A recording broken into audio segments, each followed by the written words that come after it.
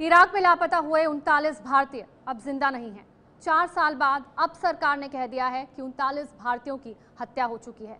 इनकी मौत की कल विदेश मंत्री सुषमा स्वराज ने पुष्टि कर दी। सुषमा ने कहा कि लंबी खोज के बाद भारतीयों के शव मिल चुके हैं। 4 साल पहले एबीपी न्यूज ने बता दिया था कि आतंकी संगठन आईएस ने सभी लोगों की हत्या कर दी है। अब सरकार की पुष्टि के बाद सभी 39 लोगों के परिवारों पर मुसीबतों का पहाड़ टूट पड़ा है। 4 साल से अपनों का इंतजार कर रहे इन परिवारों की सभी उम्मीदें टूट गई हैं। अब ये सरकार से गुस्सा है कि इन्हें अंधेरे में क्यों रखा गया।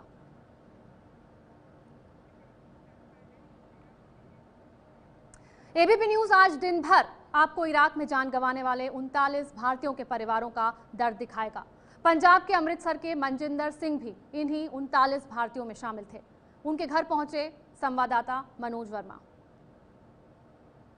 इराक के मौसूल में जो 39 भारतीय मारे गए थे उनमें से एक मनजिंदर सिंह भी थे। मनजिंदर सिंह 2014 में इराक गए थे अपने परिवार के पालन पोषण के लिए। इस वक्त हमारे साथ मनजिंदर सिंह की बहन मौजूद है, उनसे बात करते हैं। उस वक्त क्या बात हुई थी, क्या कह करके वो यहाँ से गए थे मनजिंदर? सर पहले दो बार जाके आया था वो, क्योंकि एजेंट वापस ले आता था, काम नहीं दिलवा पाया। थर्ड टाइम जब वो गया तो हम फैमिली वाले राज़ी नहीं थे उसे भेजने के लिए। वो अपनी मर्जी से गया था, क्योंकि वो सेम एजेंट ने उसे अपनी बातों में ले लिया कि नहीं मैं तुम्हें दुबई ले जाऊंगा या इरबिल ले जाऊंगा। तो वहाँ पहुँचने के बाद मुझे पता चला कि वो बगदाद पहुँच गया है। वहाँ से उसने कॉल की कि दीदी इस बार फिर से इसने हमारे साथ धोखा ही किया है, बोल के इरबिल का तो यहाँ ले आया है। तो चलो तब हम परेशान थे, नाराज़ भी थे उससे कि हमें कौन सा तू बता के गया है। कुछ टाइम ऐसे निकला तो धीरे धीरे करते वो उसने उन्हें मौसूल पहुंचा दिया।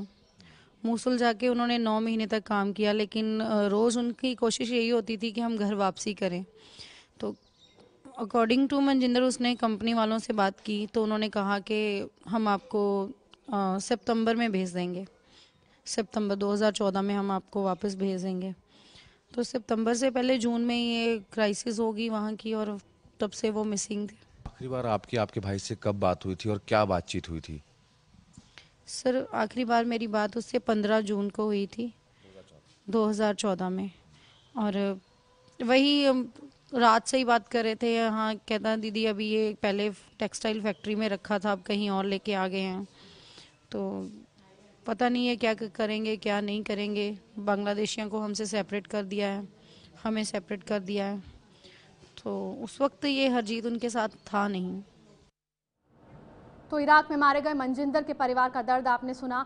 मनजिंदर का परिवार ये कभी नहीं चाहता था कि वो इराक जाए, लेकिन एजेंट की चालबाजी के चलते वो बगदाद पहुंच गए और वहां से मोसुल पहुंच गए, जहां बगदादी के आतंकियों ने उनकी हत्या कर दी। उनके परिवार ने यह भी बताया कि जून 2014 में अंतिम बार मनजिंदर से बात हुई थी, लेकिन तब क्या पता था कि अंतिम बार होगी जब वो मनजिंदर की आवाज़ सुनेंगे। अमृतसर के ही जतिंदर सिंह भी 2013 में इराक गए थे काम करने को, पर कभी नहीं लौट सके। पिछले 4 साल से घरवाले इसी आस में थे कि वो अब आएगा तब आएगा, लेकिन वो नहीं आया। जतिंदर की मां रंजीत कौर ने कहा कि उनके बेटे ने बताया था कि इराक जाने से पहले उसने पगड़ी हटा दी थी, केश कटा लिए थे, फिर भी पंजाबी बोली की वजह से वो फंस गया। अमृतसर का सियालका गांव और यहाँ के रहने वाले थे जतिंदर सिंह, जो 23 साल की उम्र में 4 साल पहले यहाँ से इराक गए थे रोजी रोटी के जुगाड़ में। लेकिन 4 साल के इंतजार के बाद उनके घर वाले उनकी राह देखते रहे। आशा बंधी रही कि जतिंदर शायद वापस लौट कर आएंगे, लेकिन कल विदेश मंत्री सुषमा स्वराज ने संसद में बयान देकर साफ कर दिया कि जो 39 भारतीय इराक में लापता हुए थे वो सभी मृत पाए गए हैं। उनकी जो लाशें हैं, जो उनकी अस्थियां हैं, वो वहां पर इराक में मिली हैं मोसुल के पास। हमारे साथ परिवार है जतिंदर का, जो कि इसी इंतजार में था। इन लोगों ने 4 साल तक कहां नहीं पर अपने बेटे की तलाश में ये लोग गए। सुषमा स्वराज विदेश मंत्री के पास गए, दिल्ली के कई चक्कर काटे। उनके पिता बलकार सिंह, उनकी मां रंजीत कौर, और ये सभी इसी इंतजार में थे कि जतिंदर वापस लौट कर आएंगे। और अगर वापस आते तो आज 27 साल के होने वाले थे जतिंदर सिंह, जो यहाँ से इराक गए थे अपनी रोजी रोटी के जुगाड़ में। बलकार जी हमारे साथ हैं, उनके पिताजी। ये बताइए कि 4 साल की एक झूठी आशा आप लोग मन में लेकर बैठे रहे, क्या कहेंगे? विश्वास में बैठे, चलो पता लग जाएगा। पता लग जाएगा, चल जाएगा तो चलो अच्छा है। विश्वास में 4 साल काटा है हमने, बहुत मुश्किल से।